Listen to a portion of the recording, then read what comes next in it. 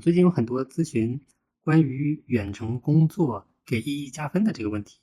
我们今天就来详细的聊一下这个事情的起因呢是，Steven 就是在 Twitter 现在应该叫 X 上面非常活跃的一个非常 popular 的移民律师他就分享了一个给移民代理顾问专用的问答邮箱里面邮件回复的截图，主要就讨论到了如果申请人同时在加拿大工作的时候，远程为一家海外公司工作，这样子在意义里面的分数有什么样的影响？Steven 是一个非常 popular 的移民律师，也非常有名，就是大家有 Twitter 的话可以去关注一下他，他的信息也都发布的非常及时。这个文章发布了以后呢，就很多人在讨论，然后呢，也有很多同学来问，他在这个邮件里面呢，就问到了一个很实际的一个例子，他举了一个很详细的情况，就是假如说申请人在2023年1月和2024年1月这个时间段呢，这个就1年时间，他工作，他同时呢是在加拿大一家雇主为加拿大的一个公司呢拿毕业工签工作，每周工作30小时，从事一个符合意义岗位的这个 NOC，而且是带薪的。这时候呢，他又远程为一个海外的公司，这个 foreign employer 其实就是指加拿大外的，比如说美国的呀，或者中国的呀，或者是欧洲的呀，或者是日本的呀之类的这些海外公司。然后呢，他在 remote 远程的在加拿大境内为这家公司工作，同时也是每周30个小时从事的一个符合意义工作经验的岗位，也是直接境外领的工资。然后就问这种情况下呢，这个意义分数会有什么影响？然后这个LCC 回复的邮件里面提到说，这种情况下呢，申请人 may grant 就是有可能会拿到 CRS 分数里面的技能转移加分，就是 Foreign Work Experience 的技能转移加分和加拿大工作经验的加分。很多同学就来问这什么意思就是什么情况，能不能让我们详细讲解一下？然后我们今天呢就大概讲一下，它这是指的是哪些加分的情况。我们再来详细讲一下这个邮件回复里面提到的2个加分项，一个是 Candidate Experience，就是下面这个核心人力资源加分里面的加拿大工作经验的年限加分，另外一个就是 Skill Transferability 的加分。先说这个加拿大工作经验的加分，这个呢只要是在加拿大持工签工作，它合法积攒的工作经验都会有的分数，所以毕业工签身份只要在加拿大累计工作时间，它会自然增长的一个分数。随着工作年限增加呢，你的分数也会逐渐增加。第1年40分，我们这里讲的是不带 PAL 的情况；第2年呢53分，工作3年的时候呢是总共给64分，但是这个加分的这个力度呢是递减的。第二个加分项，第二个邮件里面提到的加分项呢，是说，技能转移加分，就是 skill transferability 的加分。技能转移加分其实简单来说就是你可以理解为2个变量，x 轴和 y 轴上的2个因素，比如说你的工作经验的时间，还有你的语言。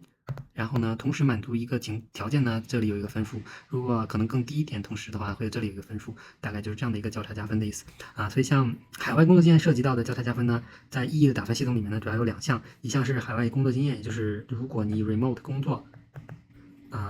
和语言能力的一个交叉加分。假如您就像上面邮件里描述的情况，积攒了1年的海外工作经验，远程工作，然后语言是 CLB7呢，会有额外的13分的 bonus。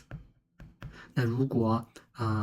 你有1年海外工作经验，语言是到 CLB9的话呢，会直接会给25分。另外一个交叉加分的因素呢是海外的这个远程工作经验和加拿大工作经验的组合交叉加分。所以像上面邮件里提到的，它是申请人是毕业工签加 remote 工作的。然后呢，那这种情况下，如果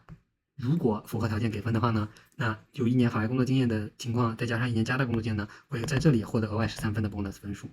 但是这2项就是整个这个海外工作经验这个 part 呢，最高是给50分的。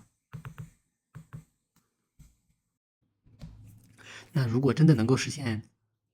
远程海外工作加分的话，对于申请人的影响或者是分数的影响是什么样的呢？我们这里举一个例子，前面讲到的，如果一个申请人他本科毕业假如说他是语言满分 CLB9，然后不好意思，我们说 CLB10吧，然后呢他是本科，然后呢他1年加拿大工作经验，但他是474分，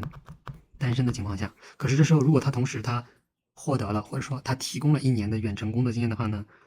这里面呢，在下面这个技能转移加分的地方呢，因为它有一个 CLB9的远程有一个1年的工作经验，这里可以获得25分，再加25分。然后下面这一部分呢，因为它有1年海外工作经验，1年加拿大工作经验 ，OK， 这里再加13分，是不是非常的完美？这一下子就多出了38分，它的意义的分数呢，就从474加38。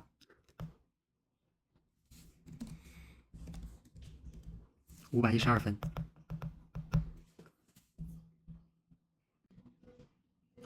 最后再说一下我们的观点吧。现在呢已经确定 Limia 加分就是50分或者200分的这个加分呢，到2025年春季就会取消，所以很多同学可能会有点焦虑。对于远程工作经验呢，其实这个地方呢，我们之前也有遇到过，尝试申请的，但是会遇到对于是否 physically outside Canada，就是这个海外的工作经验，是否 physically 就是人在加拿大境外这一点，我们也遇到过 challenge。所以，对于在加拿大境内远程给海外的公司工作 claim 海外工作经验的情况呢，我们建议的是谨慎考虑，千万不要无中生有。如果有确实从事的工作经验想要尝试的话呢，可以尝试一下；如果没有，就千万不要无中生有。因为意义里边还是有很多其他的加分项的，所以要真实性第一。